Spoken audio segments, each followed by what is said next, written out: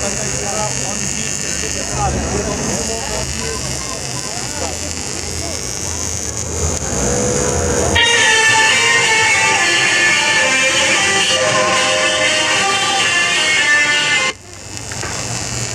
نتجمع كلنا لو سمحتوا؟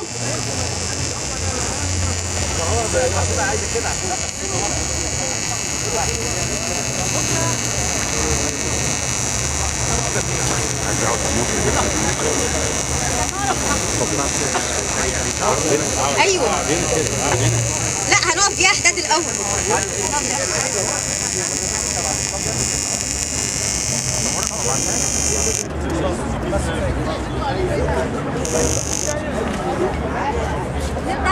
نبدأ مع بعض.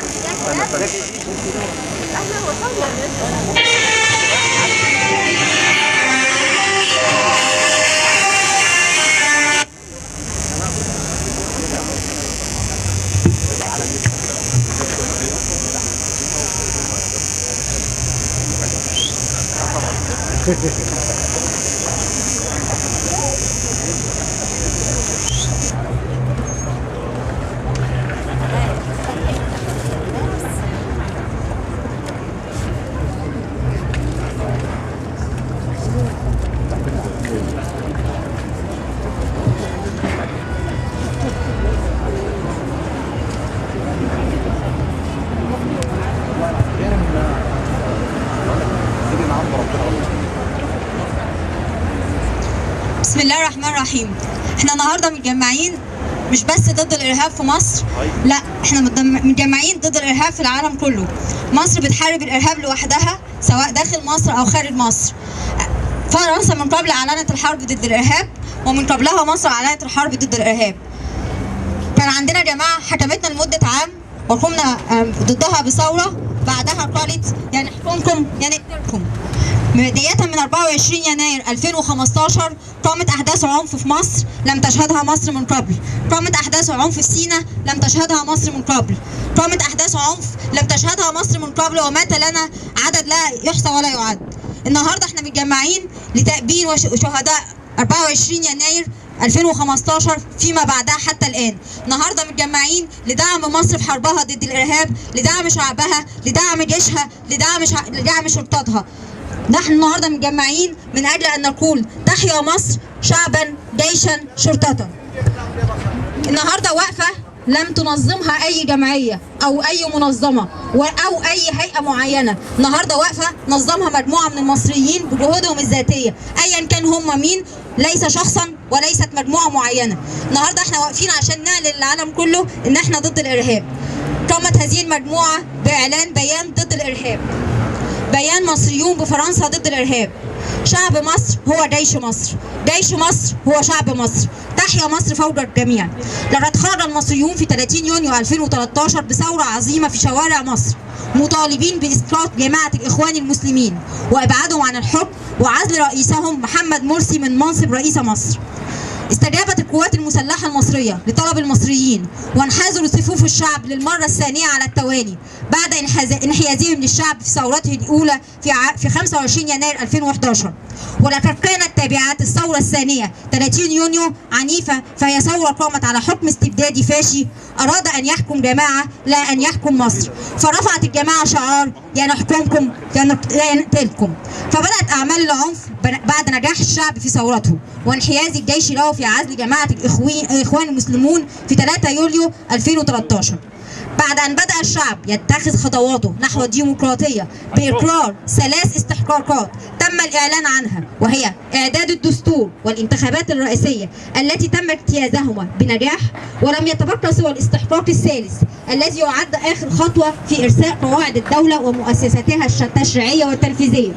وشاء القدر أن يواكب هذا الاستحقاق استضافة مصر لمؤتمر اقتصادي يغير من وضع مصر على الخريطة العالمية الاقتصادية، والذي يعد ساعد مصر الأيمن في نموها الاقتصادي بعد كساد استمر لعدة سنوات. لكن أعضاء جماعة الإخوان التي تم إعلانها أنها جماعة إرهابية أعلنوا الحرب والعنف على مصر محاولة في استنشاق آخر النفس للحياة لهم، فتوعدوا المصريين بأعمال عنف وقتل وتفجيرات هنا وهناك، والتي بدأت بالفعل في ليلة الذكرى الرابعة لثورة 25 يناير، فسقطت أول ضحية ألا وهي شيماء الصباغ. وحاول الإرهابيون استغلال دمائها لإثارة حمية الشعب والدعوة لثورة ثالثة، لكنهم فشلوا، كما فشلت تفجيراتهم التي تخطت ال300 تفجير إضافة للحرق والتخريب، فما كان بهم إلا بضربة قوية بسيناء بضربة الكتيبة 101 بصواريخ وقذائف الهون واستخدام السيارات المفخخة. وقد أعلن جناحهم العسكري جماعة بيت المقدس بمسؤوليتها عن الحادث الإرهابي والذي أودى بحياة أكثر من 40 عسكري جيش وشرطة، إضافة إلى المدنيين، وإصابة ما تعدى إلى 80 شخص، والذي يعد عدوان إرهابي بكل المقاييس. لذلك فنحن المصريين بفرنسا بباريس ومارسيليا نعلن أولا ننعي شهداء الوطن والواجب من أبناء الجيش المصري والشرطة المصرية وتأبين أرواحهم الطاهرة. ننعي شهداء الوطن من المدنيين الذين سقطوا نتيجة للإرهاب الآثم وتأبينهم وتخليد ذكراهم. نتمسك بالإيمان في دعم الجيش المصري في حربه ضد الإرهاب، وهو لا قادر على القضاء عليه وتكشيف منابعه. نعترض على تناول الإعلام المصري للقضية، ونهيب به أن يقدم رسالة جادة للشعب المصري والغير المصري، والعمل على رفع الروح المعنوية للشرطة المصرية والشعب المصري. نهيب بالقضاء سرعة تنفيذ الأحكام وإعلان حيثيتها بشفافية أمام جموع الشعب المصري وتنفيذ أحكام الإعدام. نطالب الحكومة المصرية أن تأخذ موقف حاسم في علاقاتها الدبلوماسية مع الدول الداعمة للإرهاب في مصر مثل قطر وتركيا. نؤكد على ثقتنا في رئيس مصر سيادة الرئيس عبد الفتاح السيسي، وندعو الله أن يعينه على هذه المهمة الشاقة. ثامنا نؤكد أن المصريين بالخارج جزء لا يتجزأ من الوطن، وهم على أهبة الاستعداد دائما لتلبية نداء الوطن. فنحن نتمنى من الله عز وجل أن ننال الشهادة دفاعا عن الوطن، ففي وقت الحرب إن احتاجت قواتنا المسلحة لجهودنا عليهم الطلب وعلينا الاستجابة الفورية. وأخيرا حفظ الله مصرا أرضا وشعبا وديشا، كلنا فداء الوطن، تحيا مصر. Merci Shaima, c'était très émouvant, alors je te remercie. L'Égypte est et restera debout. L'Égypte est debout et restera invincible. Il est de notre devoir, chers amis, aujourd'hui, les Égyptiens de France, comme les Français d'ailleurs, que, au lendemain des dernières attaques dans le Sinaï, de se lever ensemble et dire que les Égyptiens ne sont pas un peuple qui aura un jour le dos brisé ou cassé, que les Égyptiens sont déterminés plus que jamais à continuer leur avancée. L'Égypte ne tombera pas. Détermination, résolution, défi ne sont pas des mots creux. Dans le contexte actuel, et signifie la survie d'un pays. Certes, les coups durs nous ciblent de tous les côtés, sans que toutefois notre volonté se brise. Un spectre qui disparaîtra sur le sol égyptien. L'Égypte est en mesure, comme elle l'a toujours été, de vaincre le terrorisme. Ce spectre tentaculaire, rejeton des politiques impérialistes occidentales, assisterait à sa disparition sur le sol égyptien. Nous sommes tous réunis aujourd'hui, chers amis, pour renouveler notre confiance, une confiance absolue en notre armée, en notre président El-Sisi. C'est le message que nous voulons, nous tous aujourd'hui, adresser au monde entier. Je regarde, comme vous, les actualités internationales sur les chaînes de télévision françaises, anglaises, américaines. Mais personnellement, je préfère éviter France 24 arabique et El Jazeera. Car je constate que l'information est tronquée, la vérité incomplète et l'objectivité bafouée.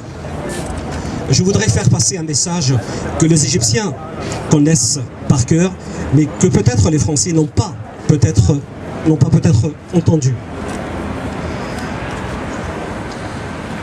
Il n'est jamais fait état dans les médias internationaux des accords secrets de Morsi pour vendre l'Égypte à ses voisins, morceau par morceau, et surtout le Sinaï à Hamas et aux Palestiniens. L'Égypte paye cher sa résistance implacable aux ennemis de la patrie qui ont vendu leurs âmes au diable. Ce qui se passe aujourd'hui en Égypte, chers amis, aura immanquablement des répercussions et des conséquences sur l'avenir de nos démocraties dans la région, dans le monde arabe et en Europe. Il est du devoir de chacun, il est du devoir de tous de rétablir la réalité des faits et en votre âme et conscience de vous forger une intime conviction pour protéger l'Égypte que nous aimons tous. Je vous remercie.